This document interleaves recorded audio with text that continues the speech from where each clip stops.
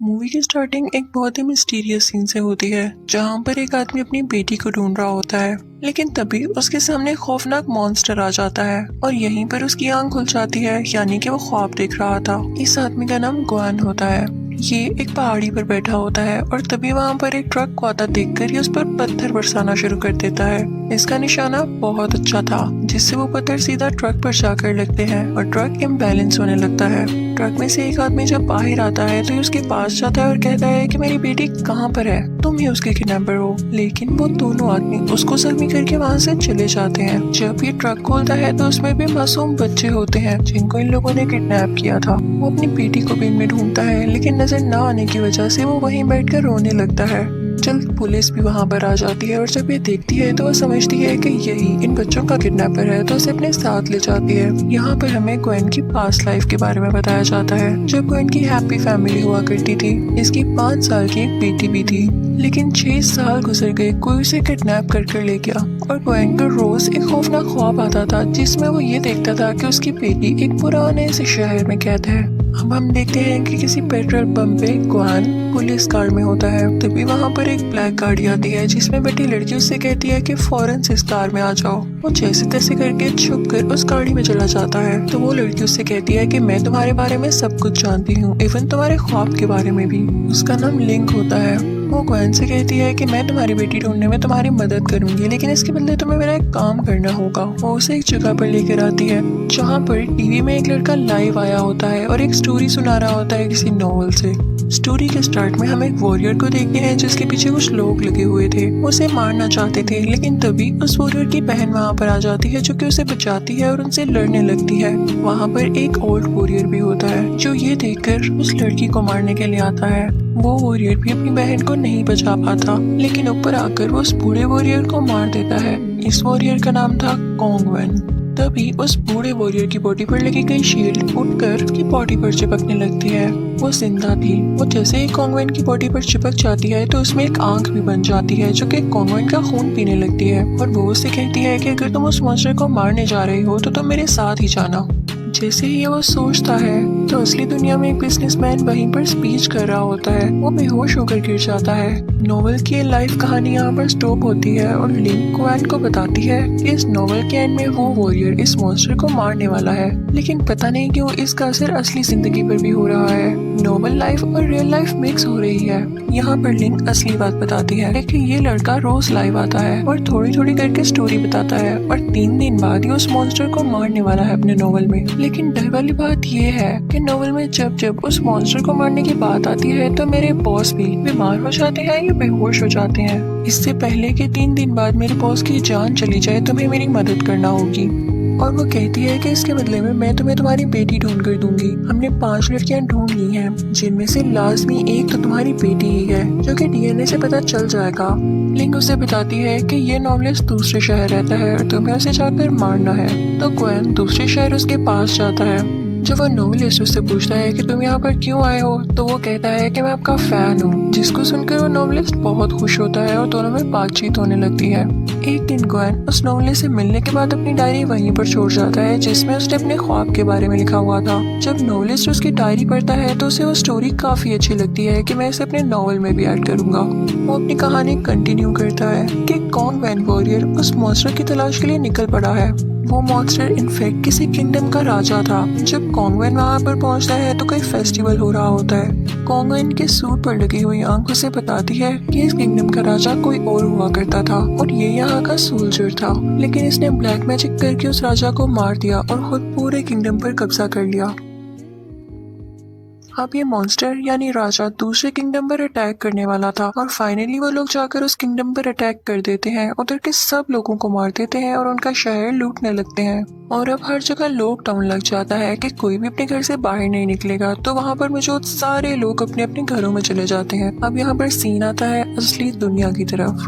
Gwen उसी novelist के शहर में होता है और अपने होटल में आराम कर रहा होता है कि तभी वहाँ पर लिंक आती है और उसे मारने लगती है कि मैंने नॉवलिस्ट को तुम्हें मारने के लिए भेजा था, ना कि दोस्ती करने के लिए।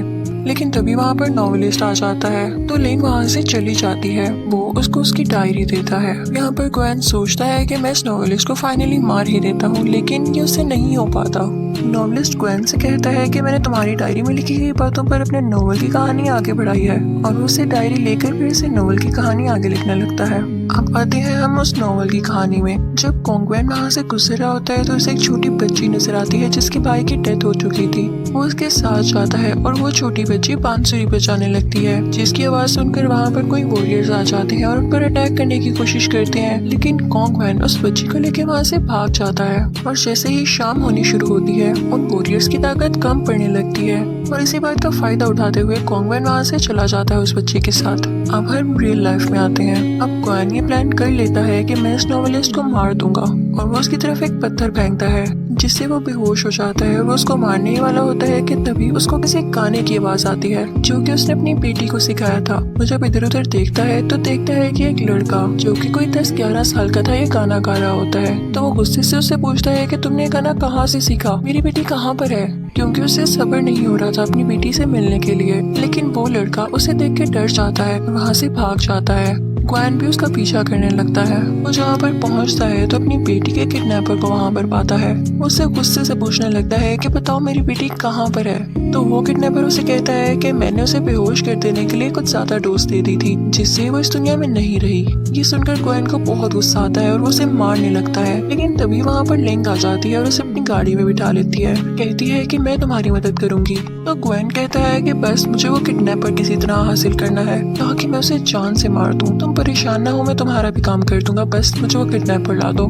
ये सब बातें लिंक का बॉस भी सुन रहा होता है, जो कि लिंक से आगे कहता है कि अगर मेरी मजबूरी ना होती तो मैं इसे काम करने के लिए कभी ना कहता। तो यहाँ पर लिंक काफी उदास हो जाती है क्योंकि वो अपने बॉस को अपना फादर मानती थी और उनकी मदद करना चाहती थी। दूसरी तरफ हम नॉवल में कॉन्गवेन को और उस बच्ची को देखते हैं जो कि शहर की गलियों में से गुजर रहे थे, जहाँ पर हर तरफ डेड बॉडीज पड़ी हुई थी। उन दोनों पर कुछ लोग अटैक करने लगते हैं कि तभी कॉन्गवेन की बॉडी पर लगी गई शील्ड बाहर आ जाती है। वही आंख वाली शील्ड और एक क्रिएचर में बदल जाती है और उन लोगों पर अटैक करके उन्हें मार देती है, और इसके बाद दोबारा से कॉन्गवेन की बॉडी पर आ जाता है। नॉवलिस्ट काफी जख्मी होता है तो वो ग्वेन से कहता है कि मैं नहीं जानता कि मुझ पर किसने अटैक किया। तो वो ग्वेन को ये भी बताने लगता है कि मैंने अपने नॉवल में तुम्हारा और तुम्हारी बेटी का भी जिक्र किया है। नॉवल में कॉन्गवेन जिस बच्ची के साथ होता है वो तुम्हारी ही बेटी है जो कि अपने पेरेंट्स को ढूंढ रही है, और जो वॉरियर उन दोनों पर अटैक करने आया था दरअसल वो उन पर अटैक करने नहीं बल्कि अपनी बेटी को बचाने आया था। वो तुम्हारा कैरेक्टर है क्योंकि तुम दोनों के फेस पर सेम निशान है। ग्वेन उस नॉवलिस्ट से कहता है कि क्या तुम प्लीज ये नॉवल खत्म कर सकते हो ताकि जल्द से जल्द मैं अपनी बेटी को ढूंढ सकूं, क्योंकि तुम्हारा नॉवल रियल लाइफ से मिलता जुलता है। अब वो दोनों उसके घर आ जाते हैं तो वहाँ पर ग्वेन देखता है कि नॉवलिस्ट के घर में लिंक के बॉस की पिक्चर है। तो नॉवलिस्ट बताता है कि ये आदमी मेरे फादर दोस्त हुआ करते थे, लेकिन मेरे फादर की बड़ी मिस्टीरियस सी डेथ हो गई। लिंक भी ये सारी बातें सुन रही थी। नॉवलिस्ट की बातों से उसे अंदाजा हो जाता है कि उसके बॉस झूठ कह रहे थे कि ये नॉवलिस्ट उन्हें मारने की कोशिश कर रहा है और ना ही वो किसी तरह मॉन्स्टर से लिंक थे। उसे समझ आ जाती है कि नॉवलिस्ट के फादर और उसके बॉस बिजनेस पार्टनर्स थे ना, तो उसके बॉस ने ही नॉवलिस्ट के फादर को मारा था और अब वो एक्टिंग कर रहा था ताकि उनके बेटे को भी मार सके। लिंक अपने बॉस को कॉल करती है और उसे सब कुछ कह देती है कि मैं आप पर ट्रस्ट करती थी, लेकिन आप तो अपना काम पूरा होने के बाद मुझे भी मरवा देंगे, तो मैं आपका ये काम नहीं कर सकती। इसी के साथ उसे उसके बॉस के आदमी पकड़ लेते हैं और किडनैप कर लेते हैं। दूसरी तरफ ग्वेन को भी पता चल जाता है कि हकीकत क्या है, रियलिटी क्या है। ग्वेन उस नॉवलिस्ट को लेके एक लाइब्रेरी में आ जाता है ताकि अपनी जान बचा सके वो दोनों, लेकिन वहाँ पर भी उस पोस्ट के लोग आ जाते हैं और इन लोगों में लड़ाई होने लगती है। फिर हम आ जाते हैं नोवेल की दुनिया में, जहाँ पर कॉन्गवेन उस बच्ची के साथ उस मॉन्स्टर राजा को मारने जा रहा होता है। उसके सारे वॉरियर्स, उसके सारे सोल्जर्स सो रहे होते हैं रात की वजह से, क्योंकि वो रात में एक्टिव नहीं रह सकते थे। वो जोर जोर से उस मॉन्स्टर को आवाज देने लगता है। तभी एक अजीब और गरीब दिखने वाला जायंट मॉन्स्टर उसके सामने आता है, जिसकी आधी शक्ल कोई और थी और आधी शक्ल कोई और उसके बीच में करके एक तलवार घुसी हुई थी। वो कॉन्गवेन को बताता है कि तुम मेरे दोस्त के बेटे हो, मैंने तुम्हारे फादर को बहुत पहले ही मार दिया था और मैंने तुम्हें और तुम्हारी बहन को मारने के लिए आदमी भेजे थे, लेकिन तुम किसी तरह बच गए। वो मॉन्स्टर यहाँ पर फिर से उस पर अटैक करने लगता है और उन दोनों में काफी फाइट होने लगती है। कॉन्गवेन की बॉडी पर लगी गई शील्ड भी अलहदा हो जाती है और अब वो दोनों उस मॉन्स्टर के खिलाफ लड़ रहे थे। वो मॉन्स्टर काफी ताकतवर था। वो शील्ड को तबाह कर देता है और अब वो जाता है कॉन्ग वैन की तरफ उसे मारने के लिए, लेकिन वो छोटी बच्ची बांसुरी बजाने लगती है ताकि उसका ध्यान डिस्ट्रैक्ट हो जाए। उस मॉन्स्टर को ये देख के काफी गुस्सा आता है और उसके पेट से कुछ टेंटिकल्स निकलते हैं जो कि उस बच्ची को अपने अंदर खींच लेते हैं। लेकिन असली दुनिया में हम देखते हैं कि उस नॉवलिस्ट पर किसी ने अटैक कर दिया है और उसकी कहानी यहाँ तक ही इनकम्प्लीट रह गई है। लिंक भी किसी तरह खुद को बचाकर यहाँ पर इन लोगों की मदद करने आ जाती है। वो लोग उस नॉवलिस्ट को हॉस्पिटल लेकर आते हैं जहाँ पर लिंक का बॉस ये बात कन्फेस कर लेता है कि मैं नॉवलिस्ट को मारना चाहता हूँ और इसके पीछे की रीजन क्या है। ग्वेन को जब सारी सच्चाई सामने आ जाती है तो वो खुद ही नॉवल को कंप्लीट करने जाता है, क्योंकि बेशक लिंक का बॉस एक्टिंग कर रहा था उस नॉवल से कनेक्टेड होने की, लेकिन उस नॉवल में मौजूद बच्ची वाकई में ग्वेन की बेटी थी। बॉस उसे रोकने के लिए आता है लेकिन लिंक उसे पीछे कर देती है। दूसरी तरफ नॉवल में भी जो ग्वेन का फिक्शनल कैरेक्टर था, यानी वो वॉरियर जिसके मुंह पर निशान था, उसे भी पता चल जाता है कि उसका मॉन्स्टर राजा धोखेबाज है, जैसे कि असली दुनिया में वो बॉस धोखेबाज था। वो उस पर अटैक करने लगता है। अब वो वॉरियर और कॉन्ग वैन मॉन्स्टर से काफी लड़ाई करते हैं मिलकर और फिर वो उसके सर पर लगी गई तलवार नीचे खींच देते हैं, जिसकी वजह से उस मॉन्स्टर के 2 टुकड़े हो जाते हैं और यहाँ पे इस नॉवल की एंडिंग हो जाती है। लेकिन ग्वेन काफी परेशान होता है कि उसे अपनी बच्ची ढूंढने के बारे में कोई इन्फॉर्मेशन नहीं मिली थी। तभी उसकी नजर हॉस्पिटल से बाहर जाती है जहाँ पर उसे वही बच्चा नजर आता है जो कि गाना गा रहा था। उसके साथ एक छोटी सी बच्ची भी होती है। वो भाग कर हॉस्पिटल से बाहर आता है और उसके पीछे लिंक भी होती है।